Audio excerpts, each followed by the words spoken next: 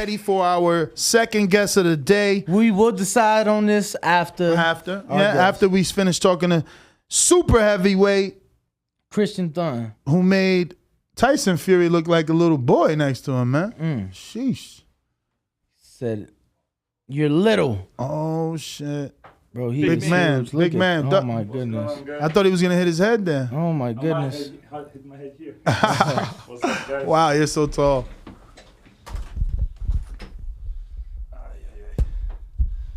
What a setup you guys have here. Thank you, man, for coming in early and late notice too. Don't worry, man. Late notice is our specialty. Wow, you're so huge, bro. Austin, are you ready for that shot? Yeah. You gotta adjust it. So, Christian, man, you're from Germany. Yeah, that's right. How long have you been in America? Well, it's a bit more complicated because my father is German. Okay. My mother is Italian. I was born in Germany. I spent about 6 years in Germany. I then moved to Italy with my mom. And then when I was 13, we moved to the UK. Oh, wow. What part in the UK? London. East London, Canning Town. And then when did you get to Miami? Yeah, well, first, when I turned pro, I actually moved to Alabama. Okay. Wow. Yeah, I was training in Alabama. With who? With Wilder? Yeah, well, I was training with David Godber, who was Deontay Wilder's amateur coach. And obviously still very closely affiliated. Deontay Wilder trains at Sky Boxing in Tuscaloosa. I used to train at Round One Boxing in Birmingham. It's oh, wow, so that's about an hour away. Yeah, but we used to go there all the time. Yeah. I sparred Deontay. As a matter of fact, he broke his right hand on my elbow. This is why the Fury fight got postponed by a couple of months. Fury won fight. But great experience, you know. And then in about 2019, before the pandemic, I moved to Miami.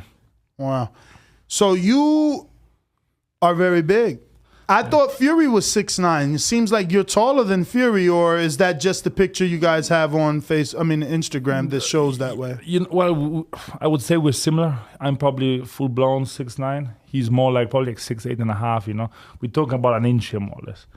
So, yeah. But you also look fuller than him, right? You think you... We got this screen share here of the video, yourself, Tyson Fury, side by side. Yeah. And we see Tyson in the beginning kind of get on his tippy toes a little bit to seem maybe taller than you. Yeah. You know, it's funny because in his last fight, he was 266. I was like, damn, so light. It's not like I would struggle to make that because I even fought at 255. But still, he's probably just, you know, one size smaller. If it'd be a shoe, I'd be size 13, it'd be 12.5.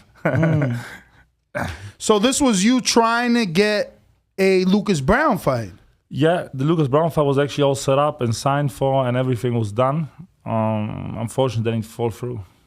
What happened exactly? Because I'm pretty sure Lucas Brown has a fight now scheduled. Yeah, well, this was actually, believe it or not, 1 year ago. Oh, wow. It's incredible how time flies. This was back in the day I was working with a manager that essentially wanted to become a promoter. And, you know, the promotional business is a little bit more complicated than what it looks like. So wait, you're saying that the fight was signed? The fight was signed, But a year ago, you were like 4-0. No, a year ago, I was probably 5-0 this time. Okay. So Lucas is scheduled to fight Junior Fa on the Kambosos Haney undercard. He's going to be going to Australia if all goes well. Yeah. Okay. So it's a good. I'm sure you know Junior Fa from your time at Wilder's, right? Yeah. I figured. Yeah. I thought he was going to do better with Joseph Parker. How about you? I also thought he was going to do better. Yeah. But you know, Joseph is actually, I mean, once again, Joseph's a great fighter. He really is, you know, up there. Junior Fa was kind of at prospect level. He was. Whereas Joseph Parker truly is world champion, former world champion without a doubt. Champion level, you know, he can hang in there with anybody and give anybody a tough night. So when you said you left Germany at 6, moved to Italy, then to the UK, and then finally to the US, where would you say, like, your father being German, your mother being Italian, where do you feel like, what do you claim more? Is it pretty even for you? You know, that's a funny question because I truly think I'm half German-Italian, but I love the UK and I love the USA. I'm now in the process of getting my green card. I hopefully get it next month. Once I get it, I'm going to turn up there with the USA suit and everything. You know, like Arnold Schwarzenegger. So jokes aside, I'm just like a mixture, really. You know, from this planet, I guess. I don't really have any real association to any one particular country. All four of them, even the USA for me. Is a doner, is that considered a German food? Sorry? Doner. Well, yeah, doner is actually Turkish food. But there are so many Turkish people in Germany. They moved to Germany in the 1950s after the war to build up Germany again. And, you know, it's technically Turkish food, but it's like daily German stuff. They have, out in Cali, they have a really good doner joint in Venice Beach. I forgot the name of it. I think like Doner Bros or something like that. Okay. That's like real good. Like, have you found any here in Vegas? No. Actually, well, I haven't found a doner. I found a Lebanese spot somewhere. It's called Parsley and something. We used to go there all the time last year when we were here. And this year we said, okay, let's go and like really like munch something. Let's go and eat something. And then we found it, like, and we went there. It's pretty good. They give you the rolls like this big. I mean, like, seriously. You know, but you know, they're very good. Even my coach, that's, you know, a little bit smaller, suddenly I just saw me devour the entire thing because they really are good. Yeah, I actually spent about 16 hours in Germany. Oh, wow. Frankfurt. K-Town. K-Town? Yeah, next to Ramstein. Okay. Yeah. US Army. Yeah, I was Air Force. I was Air Force, wow. so I got to go and you know, have a doner and have a couple drinks out there. And you know what? You know what's interesting? My mother, or rather my city in Italy, is called Vicenza. Maybe you know it. Vicenza, the 167th whatever airborne station. Oh yes. And my mother used to even work at the US Army base. So growing up, for me, I was like one of the first kind of Italian kids celebrating Halloween, 4th of July, Nice. etc. For me, I was really Americanized at a very young age because my mom worked at the base, so we had access to the base. I was always invited to, you know, the 4th of July events. I mean, I was 11, 12. You know, for me, it was just like go there and just play with kids and do a whole bunch of nonsense. But since a very young age, you know, I always loved this American flair and, you know, lifestyle and everything. It was pretty cool. So you said you applied for your green card. Hopefully next month you'll receive it. On the 11th, I have to quickly fly back to Miami. I have some picture thing to do. Like I think it's called the biometrics or something. And you know, probably in about a month's time, I should finally have it. So that being said, would you want to settle? You know, settle down in Miami now? Yeah. So Miami's the location for you. You know, I actually have to say that Vegas for boxing, I always thought Miami is not just as good, but similarly good. Because actually there is quite a bit of boxing in Miami too, but it doesn't compare to Vegas. Once again, we came here.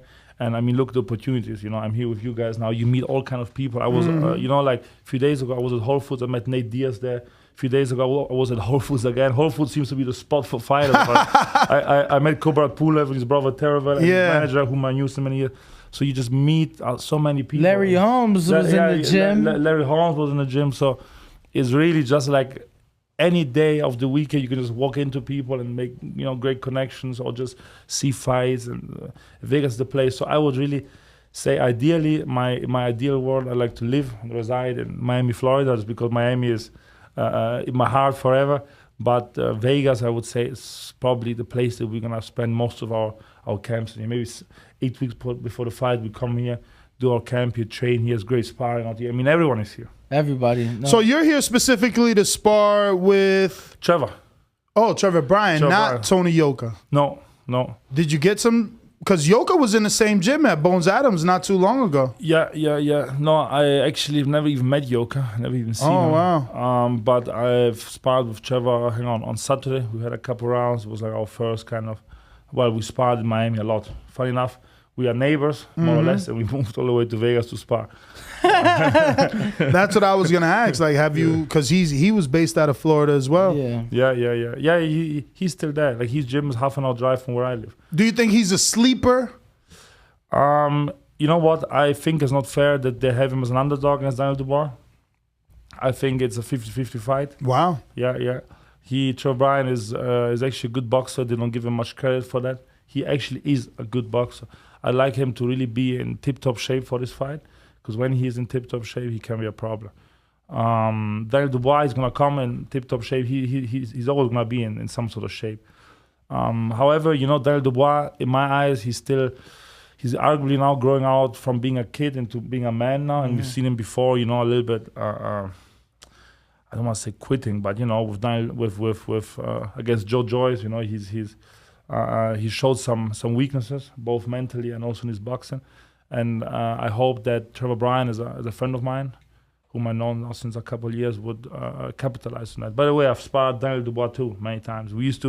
I used to box in England. I was the Peacock boxing gym. I hear that you are one of the few men that sparred Fury and AJ. Sparred Fury, AJ, Klitschko, Wilder, Ortiz, but everybody. Wow. So that video with you and Fury. Oh, well, you just said Fury, yeah. So who have you gotten the most sparring with out of the big heavyweights? I would have to say AJ probably, because I sparred him first in 2013 probably. Did you ever think he was going to lose any of those 2 fights? No. I mean, I would like to see him win all the time. As a matter of fact, I saw him win the Olympics in London. I used to live right next to the Excel Center where the Olympics were held, where the boxing was held. And I went to see. Well, I actually didn't see him win because I arrived late, so they had curtains and they didn't want to have me step into the actual place. But I was there and I heard him win, and I was just behind the curtains and I could kind of peek and see. And this was the day I said to myself, "Man, I one day want to fight this guy." He was growing up in London. He was, also in London. He was truly an inspiration. He was a motivation for me, and I was always a little bit. Rooting for him at the end of the day. But rooting for him because I wanted to be the one to beat him. I want to be the one to eventually fight him one day. Now, obviously, we have to see what's going to happen with Usyk and many other things. But how do you think he does in this Usyk rematch? I think he'll beat him. He's getting a lot of time. Do you think this is helping him all this time?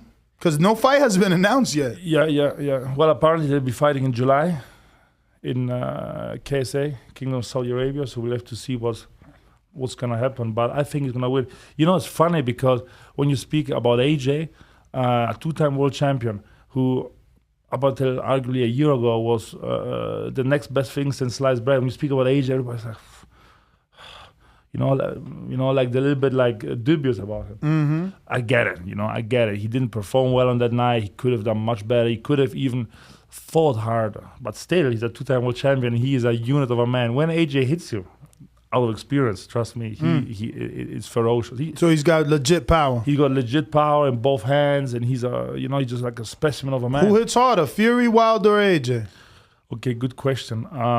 So to break this down, I think AJ's got more power in both hands, and he hits you with like a 5-piece, like bam, bam, bam, bam, bam, bam, bam, bam, bam. So overall, I would say when he hits you with like a 6-piece combo, you're fucked. Excuse my French.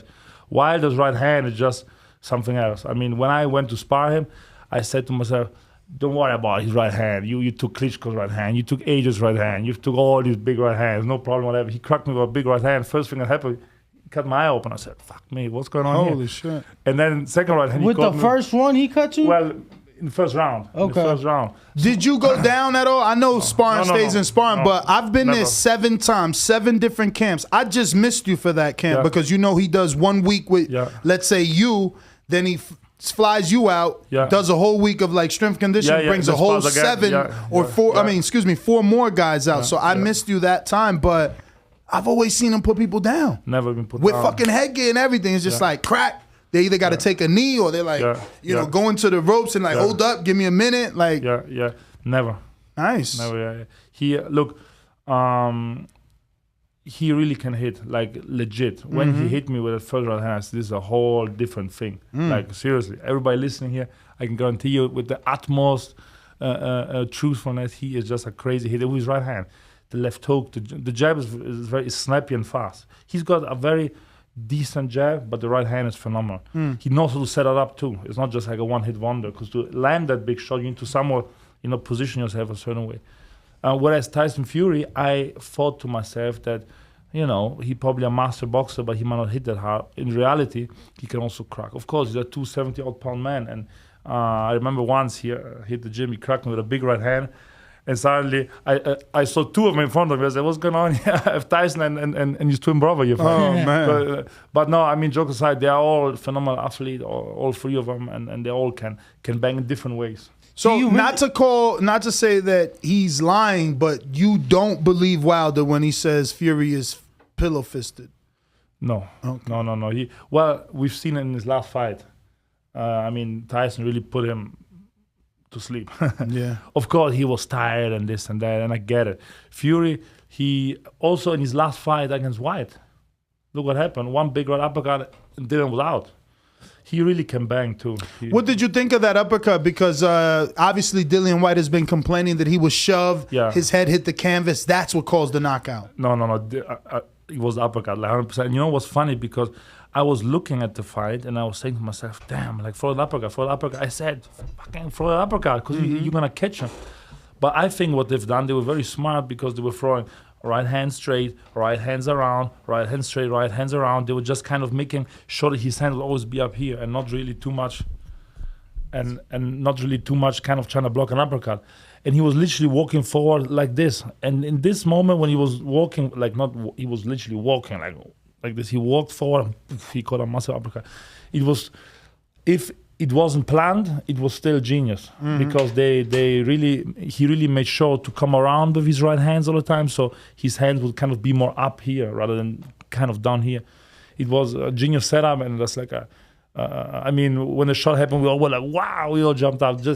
There's nothing like seeing a big man getting knocked out. This to me is true art. Like this is like seeing, like it's even better than seeing a beautiful woman half dressed. It's just special. So would you say that your career has been throttled slightly because of the pandemic? Because I see in 19 and 20, the number of fights weren't the way that they were obviously in 18. Sure. Okay, my career the pandemic was just more or less something that happened. And I even fought during the pandemic twice, actually. My main problem was that I had two managerial issues. I first signed with a French manager. I met him at the Klitschko camp, funny enough. And, it's a European thing. Managers want to be promoters. In the USA, it's illegal because of the Muhammad Ali Act. In Europe, every manager said, I'm going to get this one big fighter, give him 1 or 2 or 3 or 4 fights, and then I'm going to try and make a show. And then with this show, I'm going to try and do some co-promotion deal with Matchroom or something like this and get, my promotional thing going. So my first manager, he heard of Matchroom wanting to expand to Italy, to Spain, and all the other European countries. So he said, look, I've got this big guy here, heavyweight. Let's try and get that done with him. So he didn't get the partnership with Matchroom Italy or Matchroom Spain, because at the end of the day, Matchroom went with OP, the Italian promoter. Makes sense. They've been in business for 50 years. So he went with them both in Italy and in Spain. And, then pretty much the pandemic hit and just gave up boxing. He's gone. So he just left me there stranded. Wow. Which was, once again, is crazy because, the world was getting locked down and I didn't have any real support or anything. I then started to work with another guy out of Germany. He, I knew him since before. He had worked with somebody else before. And, we were friends and everything was good until he wanted to become a promoter. Oh, man. My thing, I'm a big fan of Arnold Schwarzenegger. I read his book. This was my thing. I wanted to move to America. I wanted to live the American dream. This is my whole thing. I want to fight in America. I wanted to be here and live the American dream. And he wanted to do shows up in Dubai and this and that. And that's why the Lucas Brown fight got canceled. Because, long story short, Lucas, he wanted to have a certain amount of money, and this money couldn't be provided. And then my fight fell through. And this one I said, arrivederci, basically, unfortunately. And, it had to be done because my career the fight has been postponed by 1 month and 1 month again and this and that. And once again, I want to be in America. And you have to, at the end of the day, you have to look after your own career and what you want to do. And how were you able to break free from these managers legally? Well, the first manager, I just stopped paying. So, in Europe, often a manager kind of looks after the boxer with a certain salary or whatever you want to call it. He just stopped paying. The pandemic hit, never heard of him again. So you still haven't heard from him? No, I heard from him. He was, my family in hospital, this and that. I said, all right, then, I hope everybody's good and, prayers for everyone, etc. But days went by and nothing happened. A month went by and then I just, I sent them an email from a lawyer where it said that I'm officially resigning from the contract due to the payment issue, and I got an email back, and it was just like my lawyer said, don't even bother about it, and this was it. And with the other manager, we never even signed a contract, believe it or not. We never even signed a contract because we actually we were friends, right? But as they say, to do business with friends sometimes can be delicate, especially if your career is the business. Yeah. If you would, I don't know, open up a restaurant, join whatever, complicated enough. But if your career is involved and this friend of yours is supposed to look after you, and he might even have, well, he definitely tried, but I don't want to be someone's science experiment. You know, I want to work with experienced promoters and managers and trainers and just people who really know their stuff, not who are just kind of getting into, and, you know, this is the main thing. No, absolutely. Well, now, what is on the horizon for you? Do you have maybe a potential date, anything like that? So I'm supposed to fight on the 9th of July. Okay. In Tampa. I'm actually working with Pro Box Promotion, Gary Jonas. They've set up a very interesting new setup where they have their own. Working with, or you mean working with for this fight? No. I am actually working with them. I'm signed with them. Oh wow! So what? How many fight deal? I have 5 fights for the first year, 4 fights for the second year, and 4 fights for the third year. So it was good. They gonna keep you busy. They're gonna keep me busy, and until now it all. But damn, a 3-year. That's fucking. What, 14 fights? 13 fights? 5, 9, 14, 13 fights, yeah. Bro, in 13 fights, you know how many people are going to be knocking down your door? You're going to be mad you're in a 3-year deal for 14 fights. Right. You know what? Yes, I guess so. However, we have also... look, I think I'm in really good hands there. We really have a good plan, and we are open to potentially work with co-promote and whatever. Okay. This was like this was the whole scope of this partnership. They are very open to work with other people, and so far I have a great relation with Gary Jones. Everything that's been said and promised has been done. I'm fighting on the 9th of July again. And have you made a fan base for yourself out in Florida? Because I know that's where I originally met you. I don't know if it was with Del Santos or in Hialeah and Pedro Diaz gym. Yeah. Somewhere we bumped into each other. But do you think you're going to be able to sell tickets in Florida? Yeah, absolutely. It's definitely a work in progress type of thing, and you never stop making your fan base. But for sure, we're building something great in Florida. We really want to do something, make something happen in Florida. I'm fighting in Tampa again. So, we can. And last time in Tampa, I fought in this TV studio sort of setup that Gary Jonas has for the streaming platform. Now it's going to be at the casino there. I forgot the name. It's not the Hard Rock. It's the other one. Wait. So he's not doing the fight in his own venue again? No. This was just more or less like a mock type of thing, just to test the app out and test the production out and test everything out. But most of the fights are going to be now in bigger venues. In which casino? I forgot the name. It's not the Hard Rock. That's crazy though, right? Yeah. You know how much money he invested in that location? Yeah, I know. We did a show there. We were the first show there. Before you guys fought there, we fought an amateur event there. Oh, wow. Yeah. Wow. Yeah. That's crazy that he's moving on. It is hard, inside. Once you're inside, it's beautiful, but... Yeah. Sure. It's a different setup. It's a different setup is a good way to say. It's a different setup. Yeah. But that's good for you that it's not going to be there. It'll be in a casino. That's more people. Eyeballs. Right. It's going to be great. It really is. We're going to bring out the people from Miami and from the Southern Florida area. And it's really going to be great. We have a couple of opponents in mind now. Actually, I've had a guy send to me. It's not going to be anything spectacular. It's going to be a 15-3 type of guy. Good test, but nothing really that needs a crazy build up or something. But this is what I need. Yeah, I'm good. I really am. But I need a little bit more experience in the ring. I can bang, I can move, I crack. I absolutely love to fight. You could definitely crack. Yeah. You're in here because I've never heard pads that loud. Seriously, man. I've been around some big-ass heavyweights. I mean, Mike Polite, I know he lost, but he was still 268 solid muscle, You can crack. Yeah. You can crack. Or your trainer got some pads that cheat.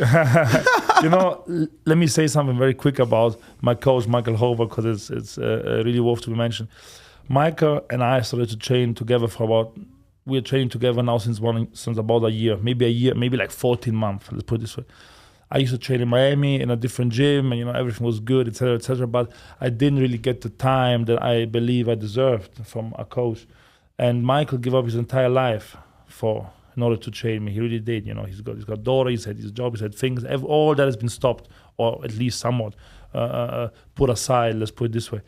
And we are on a mission. We're on a mission to get these belts. We're on a mission to really make great things in boxing. And this is what you need. If I may give a word of advice to young fighters out there, or even old fighters out there that are watching, find yourself a coach that's going to be on a mission with you to do what you want to do. It's funny because Abraham Martinez said that he linked with Bones because he felt Bones is hungry and wants to be a world-renowned trainer. So that's why he linked up with him. Yeah, you really need this. And once you feel this kind of vibe from a coach, give it a shot. Go ahead, because it's your career. And, okay, I'm 30 now, I just turned 30. I'm not 38 or whatever, but still time goes by. I really can't believe, like 5 years ago, I was here and there saying, fuck me, is it 5 years ago already? I couldn't believe it. So now's the time, and we are working together. And since this 1 year, I've really learned a lot. Before I was good, I could move, I could box, I could throw a 10-piece combo. This was my thing. But now I've learned so many more things. I really believe, and you'd really have to convince me that I'm not a banger. I really, when I get hit, it might be a little bit of a problem for me. When I get hit, you want to hit back. My whole demeanor changes. I'm friendly and nice. When I'm in the ring, I really want to taste blood. I really want. That's what the people want to see, though. Yeah. And in my last fight, you can see that I came out. It's all right.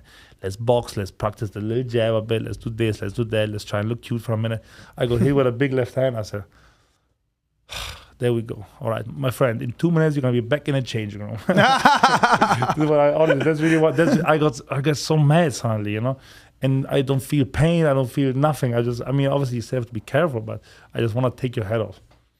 So how was your experience meeting the legendary Larry Holmes? Well, it's funny because, once again, going back to my coach, he was telling me, can I go watch some boxing, man? You should watch some tape. And, I do watch here and there a little bit of tape, but I'd rather watch, I don't know, Family Guy or something else. But when I do watch tapes, I really like to watch Larry Holmes. He's really beautiful to watch. He's got a great... The jab. Bah, bah, bah. Everything he does is just, it's art to me. It's beautiful. And he does many things where he holds his hands out to defend. He does some really cool things.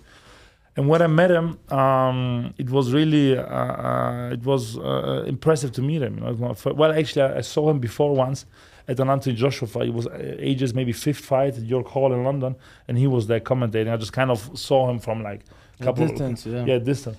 And when I saw him there, it was really great to, finally meet him, to speak with him. And, he gave me some words of advice. I think he was quite, I'd say, impressed with what we were doing, what we were not doing, what my coach was definitely looking when you were on the pads. We were fortunate to be Everybody had to look. Yeah. yeah. So did you get... Oh, I'm sorry. No, it was just an overall great experience. I'm very thankful to have met him.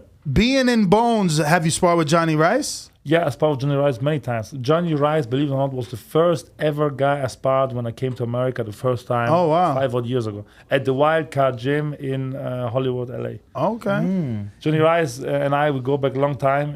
He's a nice dude. We're friends. He's a very awkward customer to deal with. He does everything not to get hit, which, is the name of the game. Hit and don't get hit. He's come along, I think, really well over the past year and a half, too.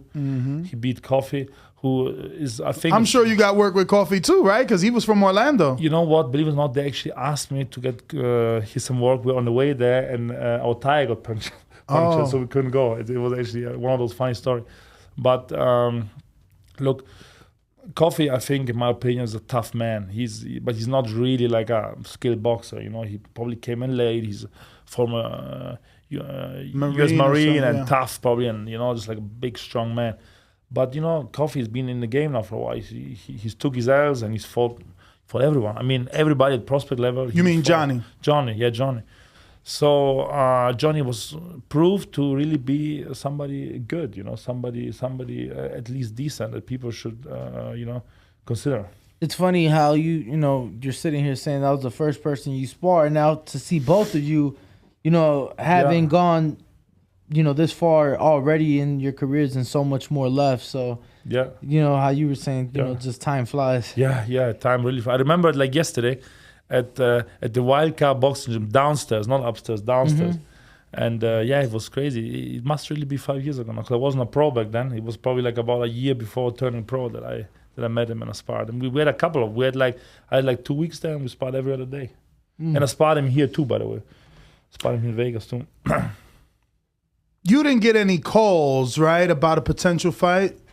On the weekend with Zhang? Yeah. John who? With Zhang. Zhang? Yeah. Get the fuck. They called you? Bro. I'm texting his trainer right now, and he just told me who's the replacement. And I'm like, man, ask him, did he get the fucking call? So they did call you. What happened? No, He's too experienced. No. Look, it was... he's too experienced, though. Wait. No. I will tell you exactly what happened. It was Tuesday. It was my first morning here. My coach gets a call from somebody. That's crazy. And last week? Because it's Tuesday today. 7 days ago, yeah. Okay. And my coach, he gets a call, and I said, they wanted to spar with Zhang, but we ain't going to Florida. And he said, no, they want you to fight him. I said, what? And then, and then my coach said to this guy who called, he said, ain't happening. Oh. And then I said to him, hang on for a minute, like let's 1 second sit down here and just quickly think about it. Is it for the IBF mandatory? What's happening? What they're paying? What they're not paying? Mind, I haven't sparred since my last fight, which was March 25th or whatever. And we didn't say no. And then we called my promoter, and my promoter said, no, hang on, hold your horse. You're fighting at like a month later on our show. This is a whole thing. They haven't even.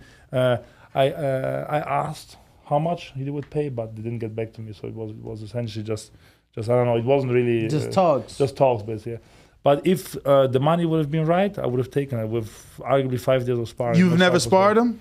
Never sparred him. Because he's from the tri-state area, so it would be harder. But he was training in your gym. Yeah, I know. He was training in my gym. Look, great fighters become great by fighting great guys. And I think the risk-reward to fight Zhang, who, by the way, is a highly regarded prospect. Big puncher, too, man. Big puncher. And if it would have been for the IBF mandatory, imagine you just pull up there. You're like, hey, I had 5 days notice. I didn't train, I didn't spar. And then you come out. I said, I have a big temper. I would come out the first 3 rounds absolutely like a tractor. Was it hard for you to turn down because, like... Well, you said they didn't turn it down, that they never got back to you. Yeah. Like an actual... they saying you turned it down. Really? They saying you turned it down, and a lot of people turned it down. No, we didn't turn it down. We did not even get the actual offer. I asked, my main thing was, is it for the IBF mandatory? I never heard back, and how much they pay. This was my main thing. Obviously, I'm gonna take this fight for 15K or something. Not in the Canelo undercard, but imagine the Canelo undercard, how great it would have been to do something. He said it was short notice, but someone on your team asked for just too much. Okay. Look, my promoter, he might have said this just isn't happening. He's fighting.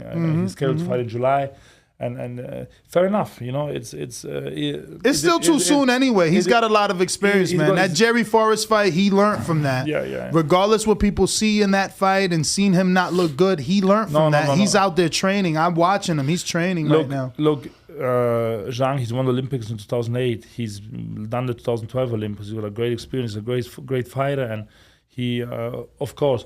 But imagine if somebody will come to you and tell you have the chance to fight on the biggest pay-per-view event of the year in Vegas, and randomly you're here, and things. Sounds like the fucking stars were aligned, man. Yeah, it sounded like the stars were aligned. I was like, damn, like let's think about it for a second. Let's think about it. And then we spoke with my promoter this afternoon. He said to me, no. Breaking news. Since you didn't get it, Scott Alexander. Oh, wow. You know how many people put hands on Scott? Yeah. Wow. I remember him from, he's been, it's like 10 years that he's around, isn't he? Who? Scott Alexander. Yeah. He fought Filip Hrgović as well, didn't he? I'm looking him up now, but he fought a lot of people. Yeah. Carlos Negron, Travis Kaufman, LaRon Mitchell. So Okay. Let me see. Who is his biggest win though? Well, Rodney. No, he even lost to Rodney Hernandez. Get the fuck out of here. Rodney Hernandez. Who was that again? He's like a journeyman. He Oh, from LA. Yeah. I know him. Yeah. He's awesome. Yeah, I know him. I remember he knocked out the big Nigerian gentleman on the road, on the PBC in the first round. Yeah. This was like his Big win. his big win. Yeah. Yeah, man. So we got a couple of questions here from the people. The first one is from Alejandro Vega, who's actually from Florida. He says, I read that you speak German, English, Spanish, Italian fluently with basic knowledge of Russian language. If you were to learn yet another language, what would it be and why? Alejandro, ¿qué pasa, hermano? Oh, shit. Habla español muy bien. Un poco. ¿Lo aprendió en Italia? No, España. Sí. Italian is very similar to Spanish. Es muy similar. Yo entiendo todo, man. Hablo Poquito. poquito. Sí. Porque- Ma entiendo todo. And I was asking because Paulie Malignaggi being Yes. Italian, he said that because of how similar it is, Yeah, that's yeah, how he yeah. learned Spanish. He's like, it's so similar, and being in boxing gyms, Yeah. you're naturally gonna have Spanish-speaking people. That's so- exactly how it happened. Like literally, especially in Miami now, you really can learn all. And Russian, I actually grew up with a lot of Russian people. And that's also, I think I learn languages quite fast. So I just, when somebody's speaking Russian, I know what they're talking about, type of thing. I might not be able to answer back, but I know many basic words like supermarket, horse, or whatever, so I can somewhat put, the arrows together. So what other language would I learn? I would probably learn French. I was just gonna ask. I Un petit peu thought de French. français. Je parlais un petit peu de français. Because, French is easy because it's also a Latin language. So if you speak Italian and arguably if you can somewhat, speak a bit of Spanish, French would be, or Portuguese, but French probably be the next easiest thing to learn. And by the way, French also big, big language. Also in Florida, you have all the Canadians, all the Montreal. I never ran across Canadians. A lot of Russians and Ukrainians I've been running. But I live in the Sarasota area Oh, down there. Sarasota, Yeah. No, actually in Miami, there are a lot of Canadians too. A lot. It's funny you say that because our friend Canadian Jose was thinking of moving to Miami. Now you answered this one, Ruin 504, which is New Orleans. He says, do you plan on having a more active 2022? If you could just remind everybody that you've signed a 3-fight deal. How many fights? 3-year deal, 5 fights this year, and then 4 fights second year, 4 fights third year. There you go. Yes, absolutely. I'm planning to have a busy year. I'm supposed to fight 4 more times until the end of the year. That's so a lot we're of going to fights. be busy. And by the way, 8 and 10 rounders. So we're going to be busy and pretty halfway decent I fights. want to see you in that 3rd year. At least you guys should do like you and Tyrone Sponge in Florida, man.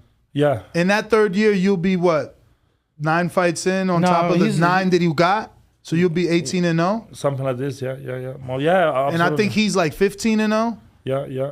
And he's from Florida. He's from Florida, right, exactly. Have you worked with him with Diaz? No, we've never even crossed paths. What? Yeah, crazy. Wow. Yeah. What about with Philip when he was down there? Never even. Philip Hergovich and I were in the same apartment when we were in the Klitschko camp, but since then I haven't seen him. Oh, so wait a minute. You were there when he sparred Wilder? No, Klitschko. No, I know, but when Hergovich was in the Klitschko camp, was Wilder there too? No. Oh, okay, because there was a time when Wilder and Hergovich were helping Vladimir. Yeah. No, I wasn't there. I was. You there. look like Vladimir. Let me tell you, I've been stopping myself from saying for half an hour. If I look at you quick, you can look like him. Does people say that? Yeah, absolutely. Maybe it's the headphones. No, especially in Germany, when I'm in Germany, Vladimir, a massive figure in Germany. Sometimes I'm walking in, a shopping mall and I can hear like a little grandma saying, "Oh my God, is that Vladimir Klitschko?" It's like this because I can understand the similarities are definitely there in terms of looks. That's awesome. All right, we got some more in from the people. Steve in the UK. Hi, Christian. Thanks for coming on the show. Have you ever been to Cael Sutherland's parties? Good luck with your career, Steve in the UK. Steven, what's going on? Hang on. What parties? Cael Sutherland, the promoter of Kalle Sauerland. Yeah. Okay. His parties, no, but I think I'm missing out on something here. No, I haven't been. Germans, they really do know how to party. And, Germany is all about hard work, but also party hard. So James in San Antonio, James Valdez from San Antonio says, what's the backstory behind the name Hurricane? But I'm going to take a guess and say, because you moved to Miami. Very simple. Exactly. Yeah. You know what? Actually, there was that movie called Hurricane Carter. Hurricane Carter with Denzel Washington, the boxing movie. Exactly. I watched the movie. Obviously, his story. That story is completely that has nothing to do with me. I mean, incredible movie, incredible story. And this was the first time that I heard the name Hurricane, and I liked it. And the song of the movie, I forgot how it goes. It's also a pretty cool song. The actual theme song of the movie. And I was listening to the song and said, "Damn! Now you're moving to Florida. You've got to call yourself Hurricane." And you know what? My coach, he always said, "Christian, you know what? You really are a bit like a hurricane, because sometimes I'm really like a hurricane, you know, just here and there and everywhere, you know." So yeah, punches coming from all over the place. Yeah. You don't know what to expect or how bad it's gonna be. Yeah. With Christian. So I have another one here from Brandon in Houston. He says, as a heavyweight fighter, what would you say is the most important attribute needed for success? Hello, Brandon. I've been to Houston. Very, very nice place. As a heavyweight, I mean, so many things. I mean, you know, I have so many people ask me, what do I need to be a boxer? Generally speaking, you need a lot. Of course, as a heavyweight, you need to have some sort of size. You need to have some sort of chin. You need to have some sort of heart as well at the end of the day, because you're going to get hit and you're going to get hit hard. And then all the other things that you need to, like you need to have good fundamentals, you need to train really hard, you need to have a good jab. It's just too many things to really say one thing. I think the main thing that you need to have in boxing in any way is to have the character and the will to win. This is the main thing, because you can be a 5'11" heavyweight fighting against, by the way, genius 6'9" boxer, whatever, you can beat him, vice versa too. And how many times have we seen the shittier fighter beat the star just because of pure sheer will and determination and shit, Anthony Joshua and Andy Ruiz and Andy Ruiz, you know, right? You look at them, and I'm Mexican American, you know, I'm first generation American. My parents both born in Mexico, and I remember he calls me the morning of that fight. He's like, "You ready for your boy?" And I'm like, "Who?" Andy. I'm like, "Yo, AJ's about to beat his ass. What are you talking about?" And obviously it did not go that way. No, it didn't. This was really shocking. But you know, I remember I saw AJ walk into the ring, and if you guys go and see his ring walk, and even at home when you're watching, go check out his ring walk. When you look at his eyes, he looks strange. He really did look strange. I've watched all of AJ's fight.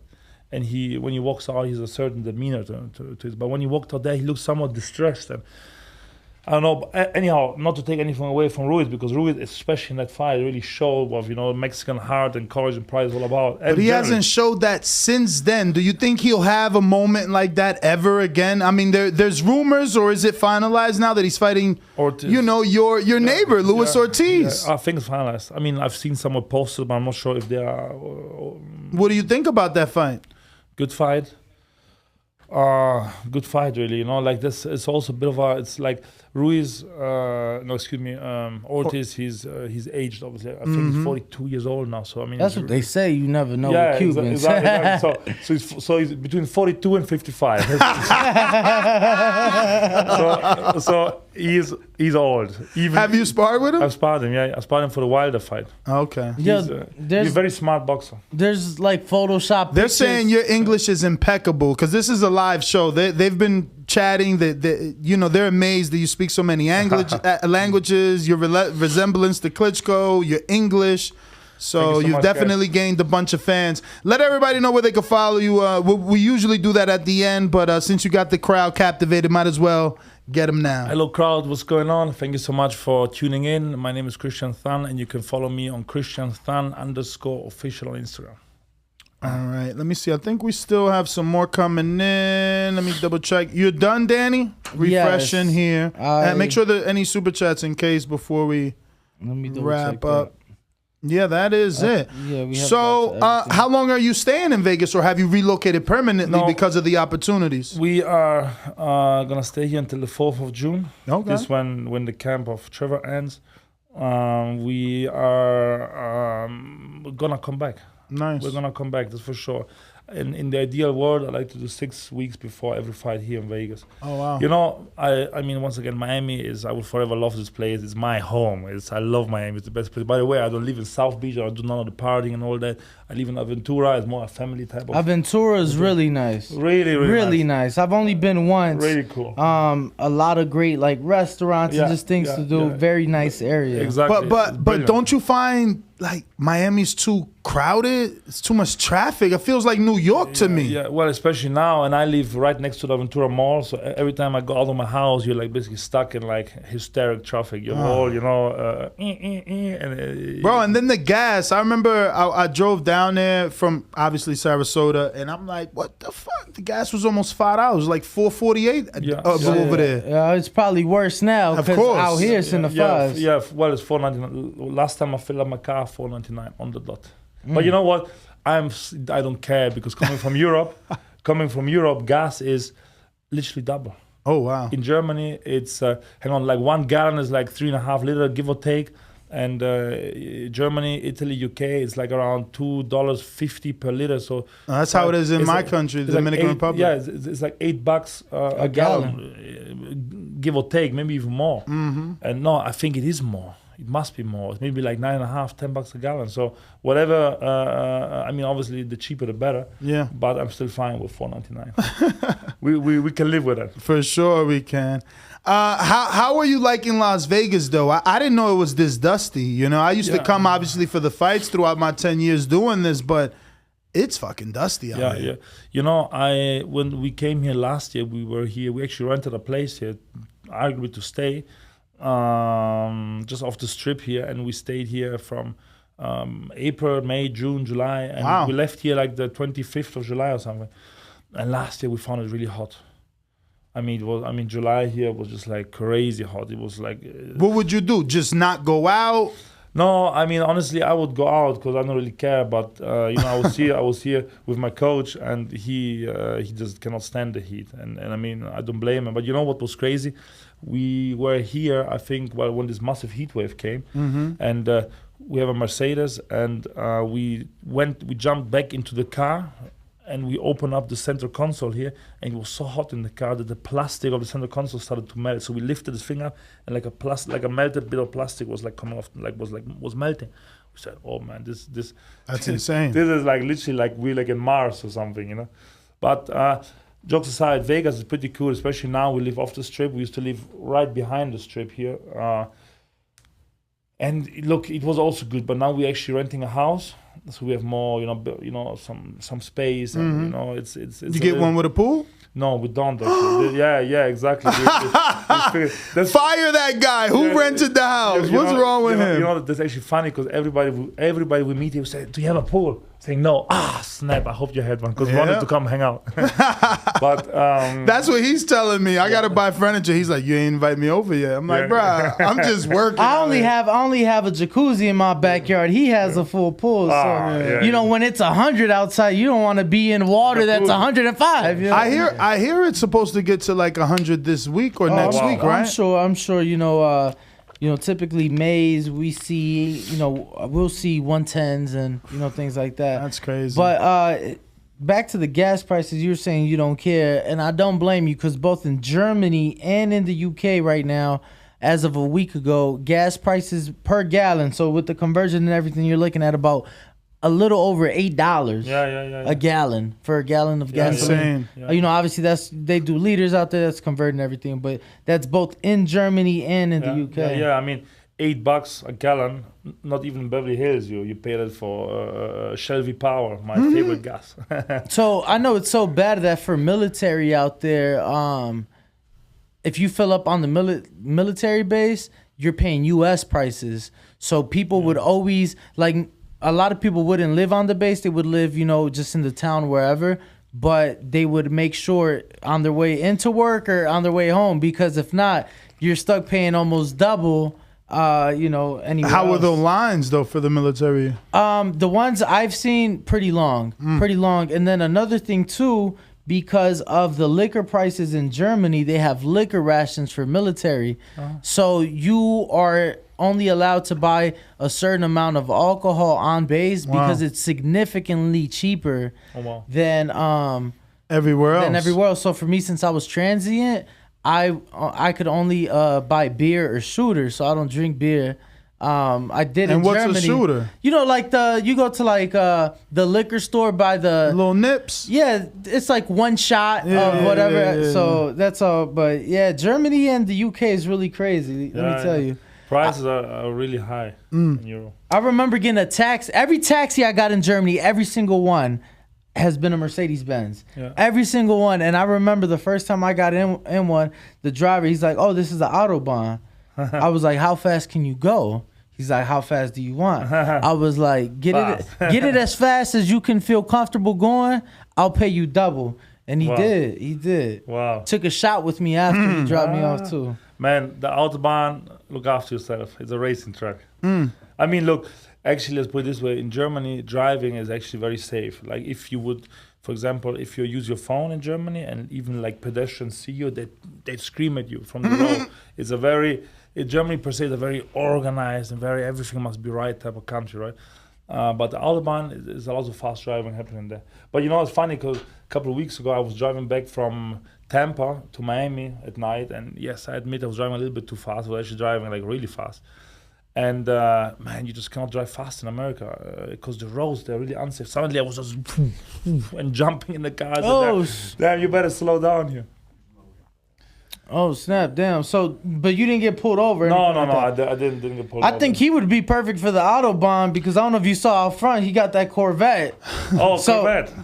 So you probably would be, you know what the Autobahn is, right? The highway out there. With no speed limit.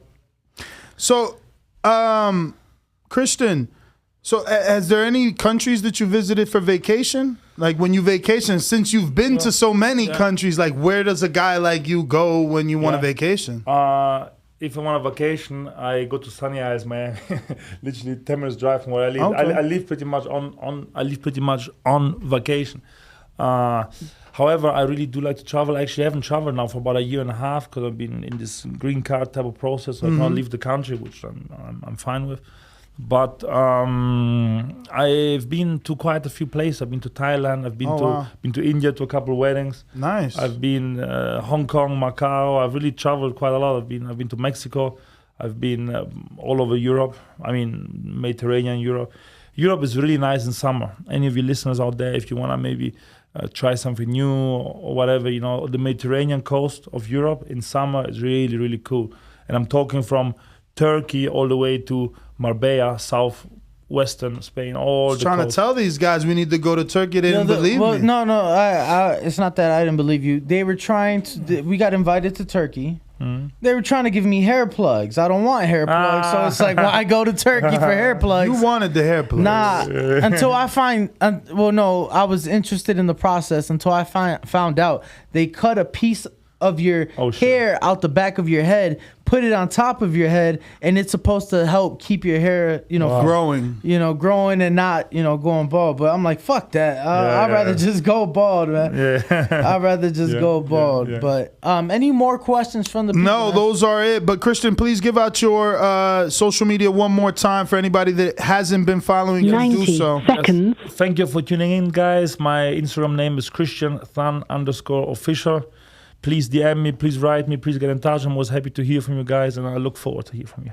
All right, we're going to take this quick intermission. We'll be back. So if we left any super chats, actually, I'll get to that while you guys go out, just not to leave anybody behind. But we're going to take this picture with you, and we'll be right back. All right, now. It looks like... If you enjoyed the video, feel free to hit the like, subscribe, and share. As always, if you want to support us to the next level, head over to the patreon.com/ThaBoxingVoice. We have tons of exclusive from Border Wars, Untitled, betting shows, the list goes on and on and on. But in addition to that, if you guys have questions for fighters, trainers, and promoters, this is where you can submit them. We will run out, get these questions answered, and put it back on the show just for you guys. Appreciate it. Peace.